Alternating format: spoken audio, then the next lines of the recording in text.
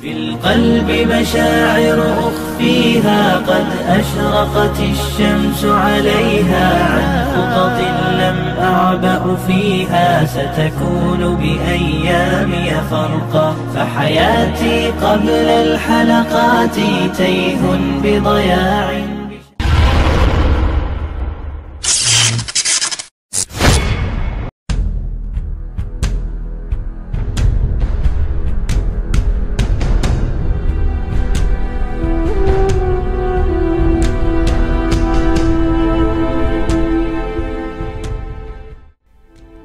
Assalamualaikum warahmatullahi wabarakatuh.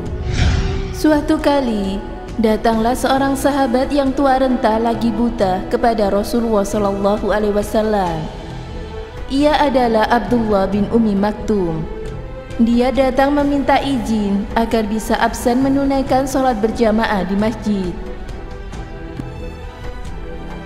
Ya Rasulullah, setiap hari saya datang ke masjid bersama keponakan saya.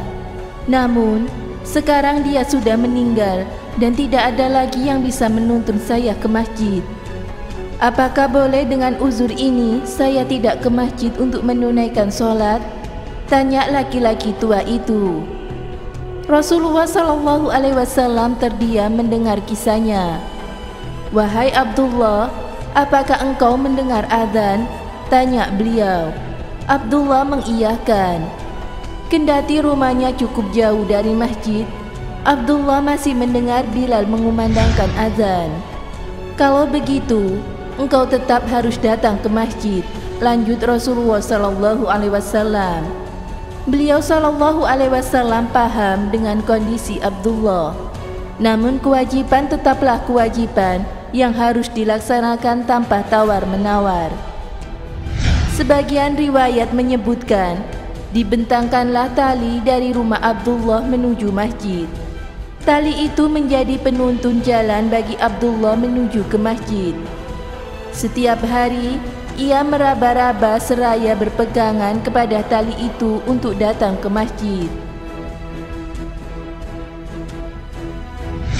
Suatu kali, Abdullah tersandung batu dan terjatuh.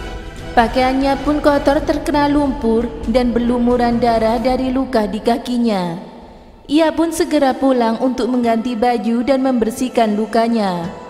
Sesaat kemudian ia segera menuju ke masjid kembali. Karena tergesa-gesa, Abdullah pun kembali terpeleset dan jatuh. Dengan hati kesal, ia pun kembali ke rumahnya untuk mengganti pakaiannya. Selanjutnya, untuk ketiga kalinya, Abdullah segera kembali ke masjid. Di tengah jalan, ia kembali terpeleset. Namun dengan sigap, ia segera ditangkap seorang pemuda. Tidak hanya itu, pemuda tersebut memapa Abdullah hingga sampai ke pintu masjid. Tentu saja, ia sangat berterima kasih dengan bantuan si pemuda tersebut. Herannya, si pemuda berjiwa pahlawan tadi tidak ikut bersama kaum muslimin untuk menunaikan sholat di masjid. Ia hanya menunggu Abdullah di luar. Kemudian mengantar pulang ke rumah kembali. Hal ini berulang beberapa kali pada hari berikutnya. Abdullah pun menanyakan siapa pemuda yang telah menolongnya itu. Tentu saja Abdullah ingin mendoakan pemuda itu atas kebaikannya. Dan yang paling membuatnya penasaran, mengapa pula pemuda itu tidak ikut sholat di masjid bersamanya. Wahai Abdullah, tidak perlu engkau mendoakan aku dan tidak perlu engkau tahu siapa namaku. Aku adalah iblis, tegas si pemuda itu. Abdullah kaget, ternyata yang biasa menuntunnya ke masjid adalah sesosok iblis. Lalu mengapa engkau menuntunku ke masjid? Sedangkan engkau iblis yang menghalangi manusia mengerjakan sholat? Tanya Abdullah. Iblis itu akhirnya berkisah. Saat engkau terjatuh ketika hendak ke masjid, aku mendengar ucapan malaikat bahwa Allah mengampuni dosamu.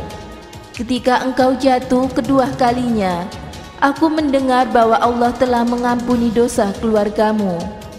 Aku takut jika engkau terjatuh lagi untuk ketiga kalinya, Allah akan mengampuni dosa orang-orang di sekitarmu. Kisah si iblis.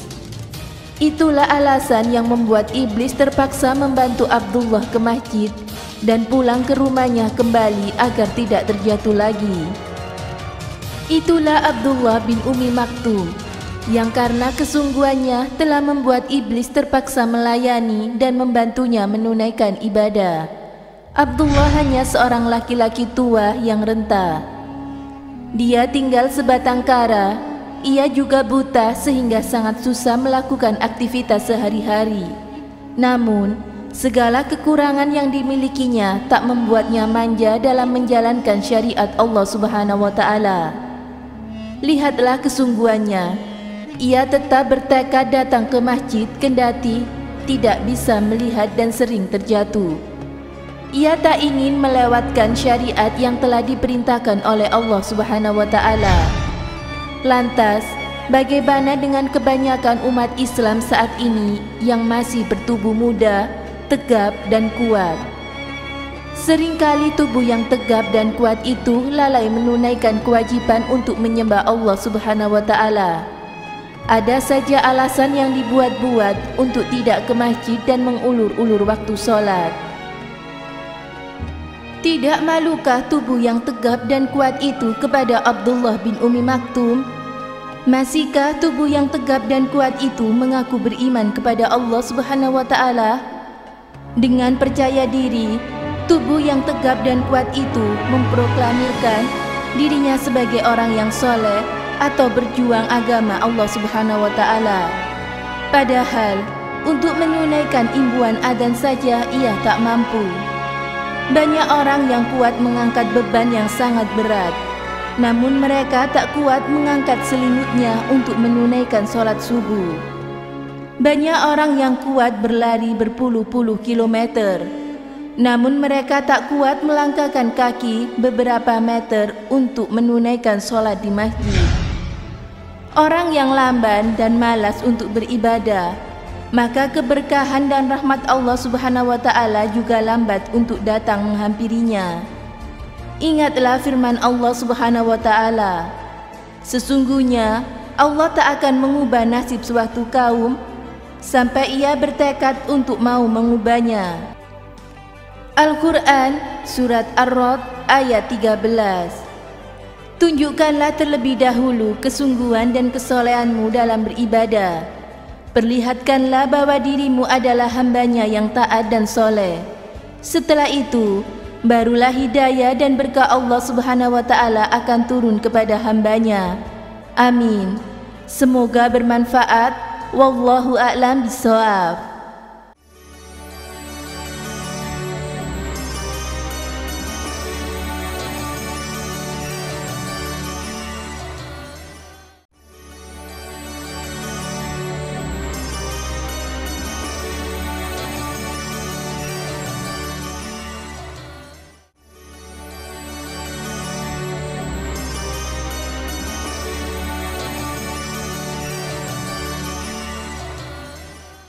Assalamualaikum warahmatullahi wabarakatuh. Abdullah bin Ummi Maktum adalah sepupu dari istri Rasulullah SAW, yaitu Khadijah binti Khuwailid. Beliau adalah sahabat Nabi Muhammad SAW yang termasuk as-sabiqunal awalun, atau orang pertama yang memeluk agama Islam. Abdullah bin Ummi Maktum adalah sahabat beliau yang buta, dan dia juga dikenal sebagai muazzin Rasulullah SAW. Meskipun buta, Abdullah bin Ummi Maktum tetap rajin mengikuti kajian bersama Rasulullah dan para sahabatnya. Dan Rasulullah SAW juga mempercayakan kepada Abdullah bin Ummi Maktum untuk menjaga kota Madinah ketika Rasulullah SAW dan para sahabatnya sedang berzihad. Tercatat sekitar 10 kali lebih Rasulullah SAW mempercayakan kota Madinah untuk dijaga oleh Abdullah. Abdullah itu pun juga termasuk sahabat Nabi yang sangat istimewa karena Banyak sekali ayat Al-Quran yang turun karena sebab dirinya. Salah satunya adalah surat Abasyah. Di situ diterangkan bagaimana keringanan dalam berperang untuk penderita cacat seperti Abdullah bin Umi Maktum. Abdullah bin Umi Maktum gugur sebagai syuhada pada masa kekhalifahan Umar bin Khattab. Beliau gugur pada saat perang Persia, dan di masa itu masa kekhalifahan Umar bin Khattab. Dan ketika ditemukan Abdullah bin Umi Maktum gugur, dia sambil menggenggam yaitu bendera kaum muslim. Rahimakumullah. Semoga bermanfaat. Wallahu a'lam bishawab. Saya akhiri. Wassalamualaikum warahmatullahi wabarakatuh.